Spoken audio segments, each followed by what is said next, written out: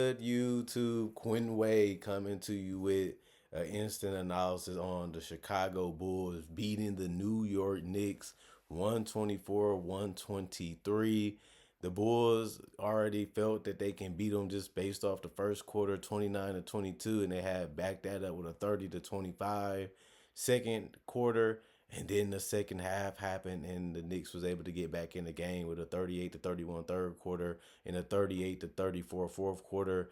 But because Kobe White shot three free throws because they fouled him at the 3 point line with a couple seconds left on the clock, he was able to nail three straight and beat them by 1 point, even though Jalen Brunson had the opportunity to post and turn and shoot a fadeaway, and it rolled right out of the rim, giving the Chicago Bulls the win.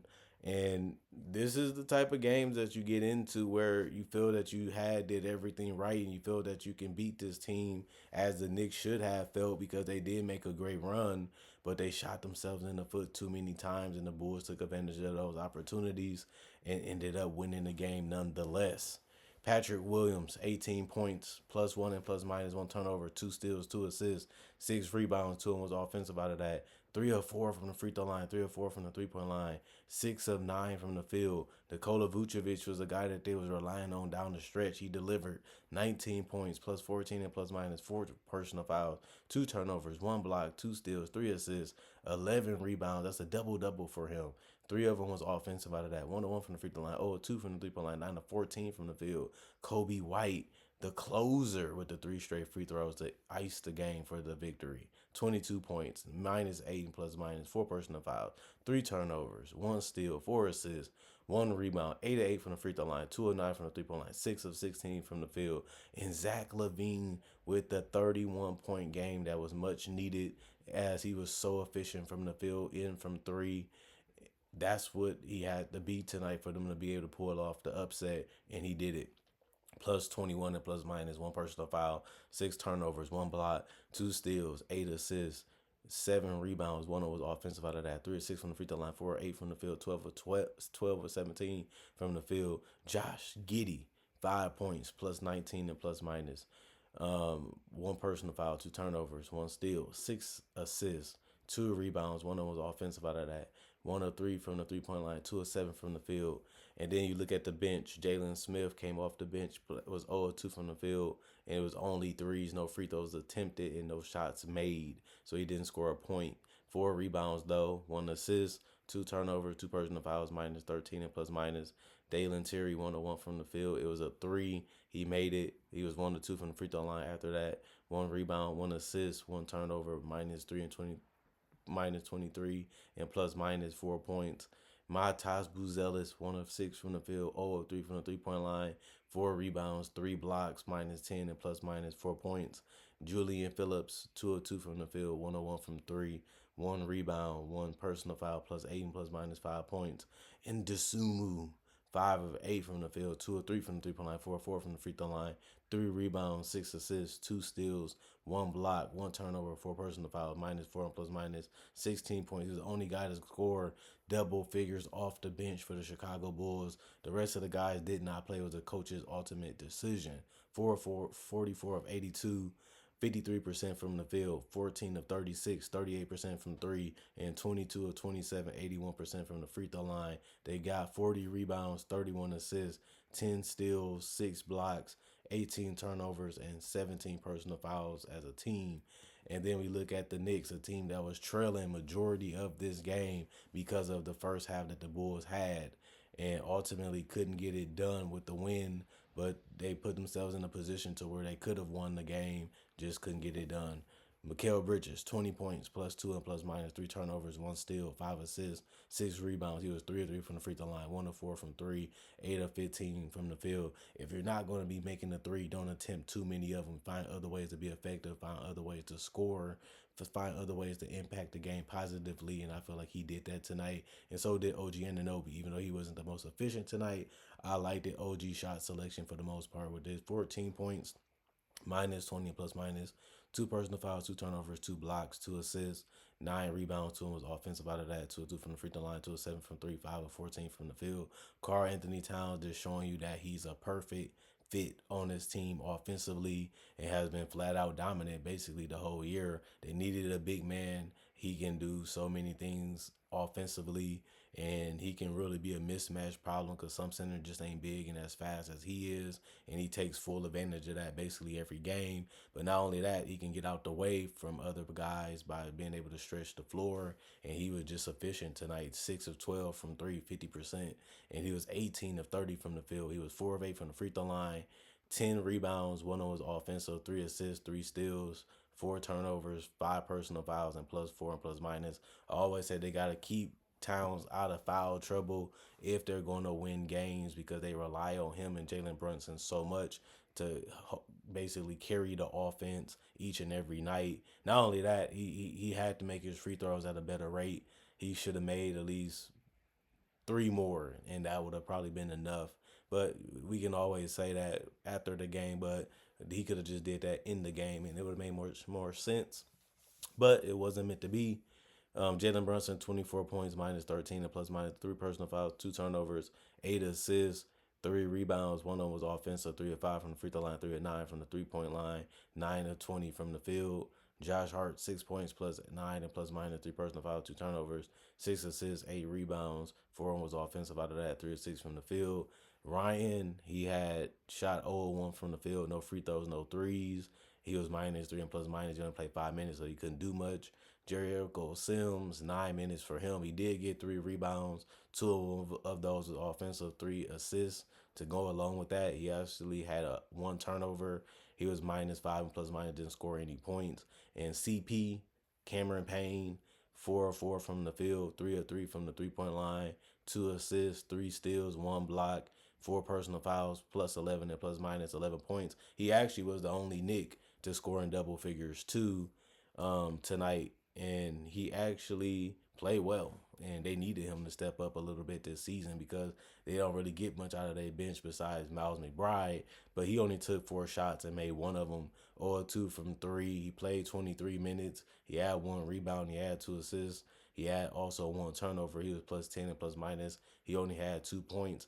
You would like to see him get more shots, but Cameron Payne came in and stepped up, so he didn't really have to carry the load as much. But you do want to see him be more involved because he has been that good for the Knicks this entire season. The rest of the guys did not play coach's decision. They was 48 of 94, 51% from the field, 15 of 37, 40% from three. But the free throws is what got him. 12 of 18, 66%. That's not going to cut it in a close game. 40 rebounds, which was evenly matched. 31 assists, they evenly matched on that.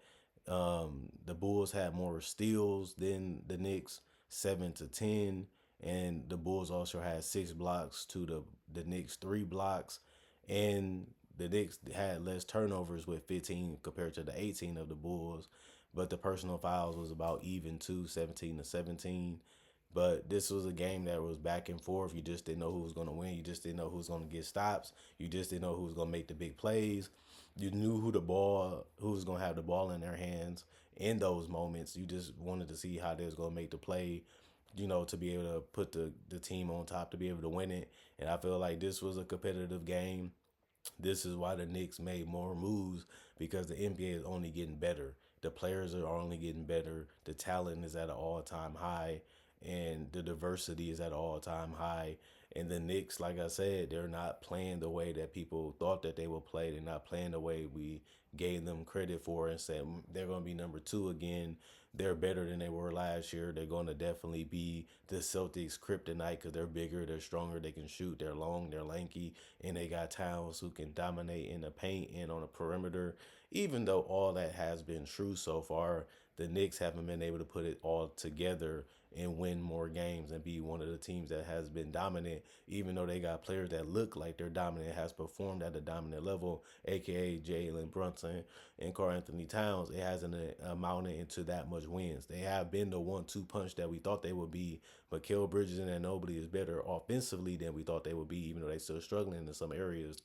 But we didn't expect them to be juggernauts when it comes to the offensive game, and that's why they went for Towns because he has been that ideal paint presence, he has been that ideal scoring presence, and he has lived up to that. Averaging over 25 points and double-digit rebounds, and he's just been a monster, just being unleashed the way that we thought that he could be. And this is the type of Towns you actually want to see if you're a fan of him, and if you want this team to perform at the highest level, they're going to need their best players to step it up. And Jalen Brunson has been good so far this year. You would like him to be a little bit more efficient. You would like him to be a little bit more passive. I feel like he's still figuring that part out. He's been improving in it the last couple games, but he has to, because this team is going to be what they're going to be.